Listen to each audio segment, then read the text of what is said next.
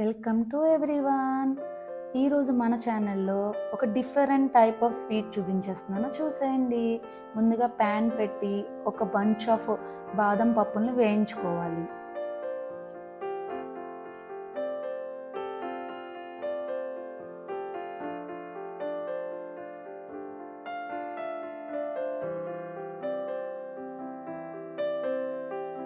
ఇవి కొద్దిగా రోస్ట్ చేసుకుని పక్కన పెట్టేసుకోవాలి.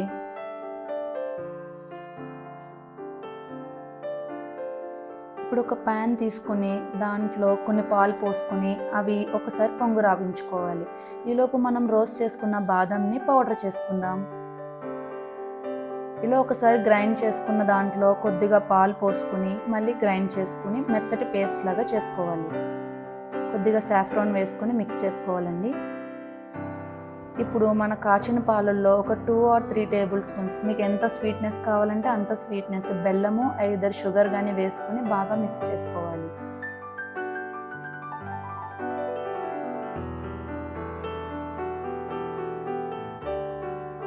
బెల్లం పూర్తిగా కరిగిపోయిన తర్వాత మన బాదం మిక్స్ ఉంది కదండి, అది కూడా వేసేసుకొని బాగా మరిగించుకోవాలి.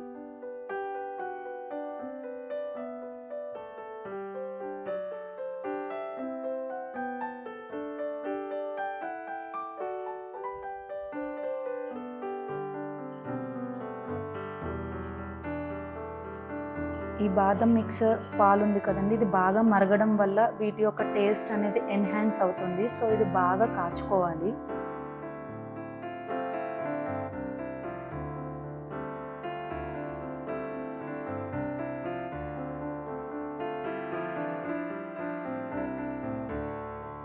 ఇలా ఫుల్గా మరిగించేసుకొని పక్కన పెట్టేసుకోవాలండి. ఇందుకే ఒక వెరైటీ స్వీట్ అన్నాను, ఏంటో అనుకుంటున్నారా? మన ఫెన్ని ట్రై చేస్తున్నానండి.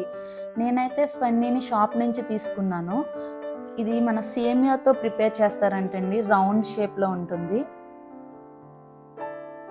ఒక వెడల్పాటి కడాయి తీసుకుని ఫెన్నీని అందులో వేసుకోవాలండి. ఇప్పుడు మనం కాచి పక్కన పెట్టుకున్న బాదం పాలు ఉన్నాయి కదండి, అవి మొత్తం ఫెన్నీ అంతా కవర్ అయ్యేలాగా పోసుకోవాలి. వేడివేడిగానే పోయాలండి, అప్పుడే ఫెన్నీ అబ్జర్వ్ చేసుకుంటుంది.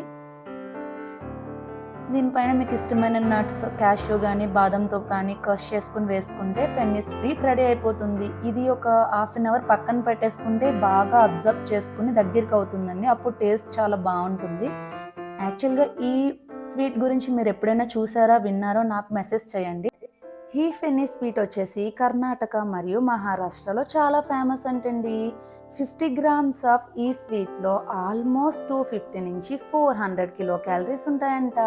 సో మరీ అంత హెల్దీ కాదు, బట్ ఎప్పుడైనా ఓకే. నచ్చితే కనుక ట్రై చేసేయండి. Thanks for watching. Please subscribe.